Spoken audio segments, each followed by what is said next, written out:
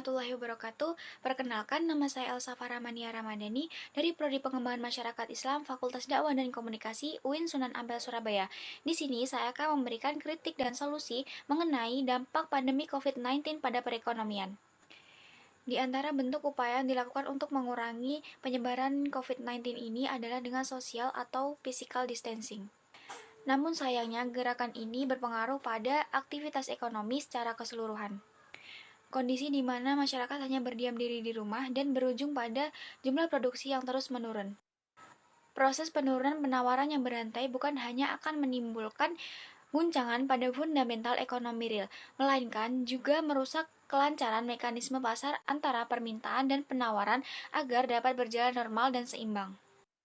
Ada beberapa solusi yang ditawarkan pada sistem ekonomi dan keuangan sosial Islam. Yang pertama adalah penyaluran bantuan langsung tunai yang berasal dari zakat, infak, dan sedekah, baik yang berasal dari unit-unit pengumpul zakat maupun dari masyarakat.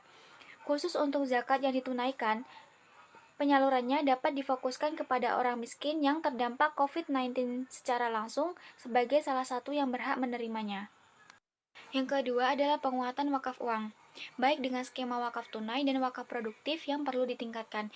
Badan Wakaf Indonesia atau BIW perlu bekerja sama dengan lembaga keuangan syariah untuk mempromosikan skema wakaf ini agar dapat digunakan sebagian untuk pembangunan berbagai infrastruktur berbasis wakaf seperti rumah sakit wakaf atau RSW khusus korban COVID-19, alat pelindung diri atau APD, masker wakaf, poliklinik wakaf, rumah isolasi wakaf atau RIW, pengadaan ventilator wakaf, universitas wakaf, dan lainnya. Manajemen wakaf harus dilakukan secara profesional, sehingga wakaf dapat dimanfaatkan secara berkelanjutan. Yang ketiga adalah adanya bantuan modal usaha unggulan saat krisis. Di tengah-tengah krisis, tidak sedikit sektor usaha atau usaha mikro, kecil, menengah (UMKM) yang berjuang agar tetap eksis. Usaha ini seringkali sulit bertahan karena keterbatasan permodalan. Keberadaan UMKM sebagai kelompok yang tidak mengeluarkan zakat adalah kelompok yang rentan jatuh pada kemiskinan karena guncangan atau hantaman ekonomi. Oleh karena itu, pemberian modal pada usaha dijadikan sebagai sarana mengurangi dampak krisis.